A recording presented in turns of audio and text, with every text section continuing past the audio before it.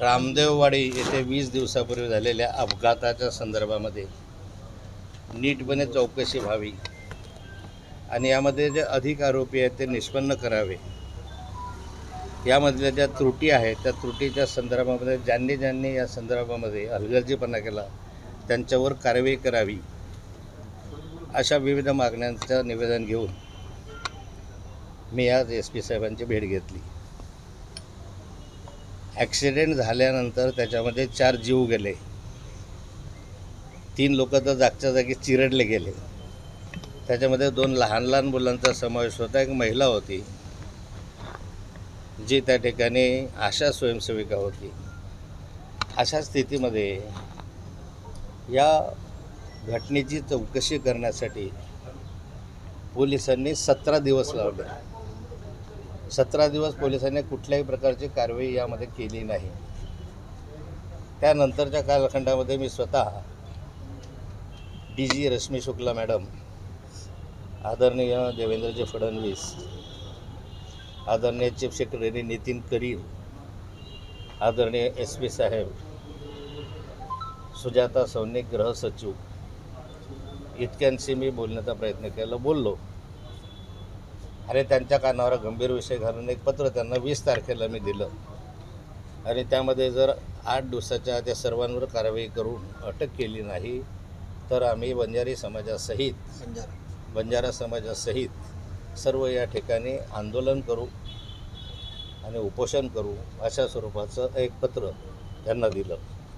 त्यानंतर कारवाईला सुरुवात झाली आणि या कारवाईमध्ये फार काही प्रोग्रेस आहे असं मला म्हणता येणार नाही. यामध्ये जे आरोपी आहेत त्या आरोपींना हॉस्पिटलमधून ॲडमिट केलं असं दाखवलं गेलं. वास्तविक हे आरोपी काही इतके हॉस्पिटलाइज होण्यासारखे 17 दिवस हॉस्पिटलमध्ये राहण्यासारखे नव्हते. दुसरा आरोपी जो पकडला गेला किंवा ज्याचं नाव आहे हे तर त्यांना कुठलाही मार लागलेला नव्हता, तरी कुणालाही अटक त्या संदर्भामध्ये करण्यात आलेली नाही. एकंदरीत पाहिलं तर हे पोलीस राजकीय दबावाखाली हे प्रकरण दडपत आहे की काय, अशी स्थिती आहे. जो अभिषेक कौल म्हणून आहे, हा कौल जळगाव जिल्ह्यातल्या एका मंत्र्याचा PA म्हणून घेतला जातो.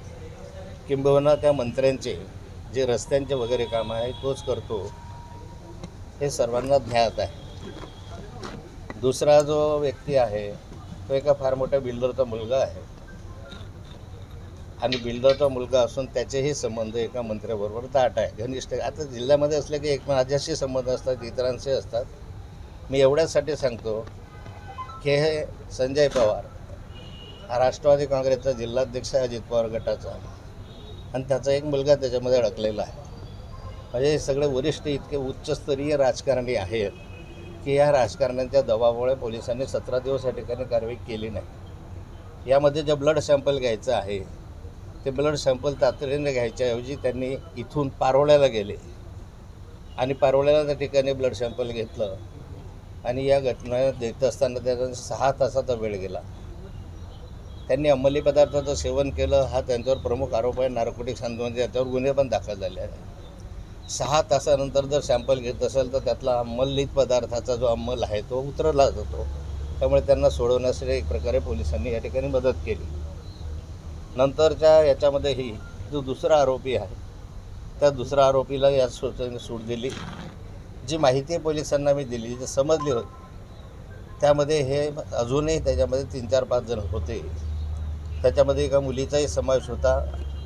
अशा स्वरूपाची माहिती एका जबाबदार नेत्याने दिली. मी SP साहेबांचं त्यांच्याशी बोलणं करून दिलं आणि त्यामधून त्यांना मी विनंती केली की या सर्वांचे CDR तपासा. त्यावेळेस फोन कुणाकुणाचे आले, कुणाला आले, आणि SP साहेबांना ही विनंती केली की तुमच्याहीकडे कुणाकुणाचे मोबाईलवर फोन आले तपासलं पाहिजे, कारण एखाद्या वेळेस तुम्हाला कुणातरी मंत्र्यांचे फोन येण्याची शक्यता नाकारता येत नाही. एकंदर हे सर्व प्रकरण जे आहे ते संशयाच्या घेरात आहे. माझी अपेक्षा अशी आहे की आरोप आक्षेप अनेक असू शकतात, त्यातलं सत्य बाहेर आलं पाहिजे. एक गोरगरीब माणसाचे मुलं या ठिकाणी चिरडले गेले आणि त्या संदर्भामध्ये पोलीस या ठिकाणी कोर्टामध्ये म्हणावी तशी बाजू लावून धरत नाही आहे. त्यांना या ठिकाणी पोलीस कस्टडी मिळाली. दुर्दैवाने पुण्याच्या घटनेमध्ये जे प्रकरण म्हणजे थोडं पुण्याच्या घटनेचे जेवढी गंभीरतेनं नोंद सरकार घेत आहे त्याच्याहीपेक्षा मोठी ही घटना आहे, लहान लहान मुलांना चिरडल्याची आहे. पण सरकारने या ठिकाणी अजूनपर्यंत हे गंभीरतेनं घेतलेलं नाही. सरकारने या प्रकरणाकडे गंभीरतेनं लक्ष द्यावं. या प्रकरणामध्ये ज्या अधिकाऱ्यांनी हलगर्जी केली त्या हलगर्जी केलेल्या अधिकाऱ्यांची चौकशी करावी आणि त्यांच्याविरुद्ध कारवाई करावी अशी आमची मागणी आहे. पण आरोपींच्या रक्ताचे नमुने ते सॅम्पल असतील किंवा गांजाचा अहवाल आलेला नाही अजूनपर्यंत. आणि भाऊ पुण्यामध्ये अहवालच चेंज केले गेले, हे जोड प्रश्न आहे. पोलीस म्हणतात की अजूनपर्यंत अहवाल येत आहेत, जात आहेत, की उद्या येतील. एकंदरीत तुमचे हे सगळे प्रकरण पाहिल्यानंतर यामध्ये पोलिसांची अजूनही हलगर्जी दिसते. जाणीवपूर्वक अपराधींना आरोपींना मदत करण्याची भूमिका या ठिकाणी पोलीस कुठल्या तरी राजकीय प्रभावाखाली राजकीय जबाबाखाली आहेत असं दिसतं. चला. एबीपी माझा, उघडा डोळे बघा नीट.